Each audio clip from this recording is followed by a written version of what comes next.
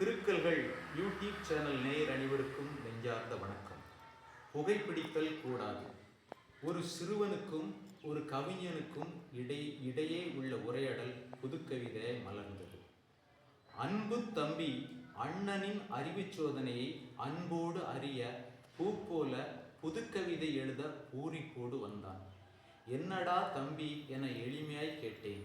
அவன் சொன்னான் அழகு சிரிப்போடு, புகைப்பிடித்தல் கூடாது எனும் தலைப்பில் எம் பள்ளியில் கருத்து மிக்க காவிய கருத்தரங்கு நாளை நடக்கிறது. அங்கே புதுக்கவிதை போட்டி ஒன்று புதுமையாய் நடக்கிறது. நான் கலந்து கொள்ள கவிதை ஒன்று கனிவோடு எழுதித்தாருங்கள் என இன்பச் சிரிப்போடு கேட்டார்.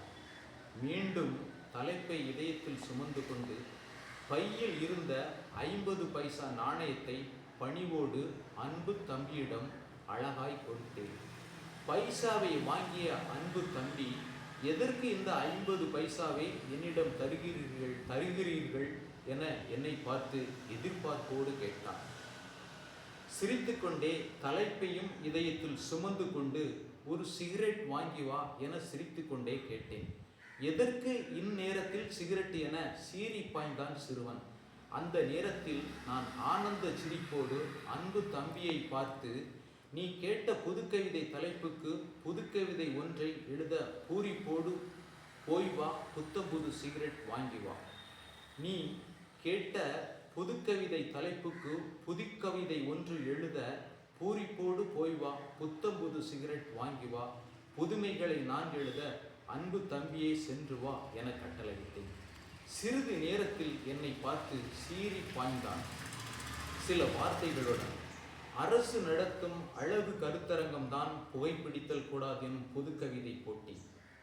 சிகரெட்டை தொட்டாலே அசுத்தம் என நினைக்கும் நான் சிகரெட்டை வாங்கி தாங்கள் அதை அனுபவித்து அதில் வரும் அர்த்தமற்ற கற்பனையால் எழுதும் புதுக்கவிதையை புகைப்பிடித்தல் கூடாது எனும் கருத்தரங்கில் கலந்து கொண்டால் அது அரசுக்கு நான் செய்யும் முதல் குற்றம் என புகைப்பிடித்தால்தான் புதுக்கவிதை எழுத முடியும் என எழுச்சி கொண்டு செல்லும் புதுக்கவிஞனை பார்த்து பொங்கி எழுந்து புத்தம்புது தம்பியின் ஆர்வமிக்க ஆவேச வார்த்தைகளை கேட்ட நான் வெட்கத்தால் கனை குனிந்தேன். ஆவேச வார்த்தைகளால் நான் வெட்கத்தால் கனை குனிந்தேன். தம்பியின் அன்பு அறிவுரையை கேட்டு நான் திருந்திக் கொண்டேன். புகைப்பிடித்தல் கூடாது எனும் புதுக்கருத்தை புதுமையை அறிந்து கொண்டேன். அன்றில் இருந்து புகைப்பிடித்துதான் புதுக்கவிதை எழுதும் அர்த்தமற்ற பழக்கத்தை அன்றே நிறுத்தி கொண்டேன். தம்பியின் புகைப்பிடித்தல் கூடாது எனும் தலைப்பில் தம்பியின் அறிவுரையால் தயாரானேன். புகைப்பிடித்து கெட்டுப்போகும் புரட்சி இளைஞர்களை பார்த்து புதுமையான கவிதை என் ஏட்டில் எளிமையாய் எழுதினேன். இது நமது அரசுக்கு நான் செய்யும் நல்ல சேவை.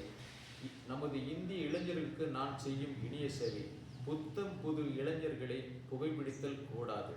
Cigarette smoking is injurious to health. Like பண்ணுங்கள், கமெண்ட் பண்ணுங்கள், ஷேர் பண்ணுங்கள், சப்ஸ்கிரைப் பண்ணுங்கள். நன்றி, வணக்கம்.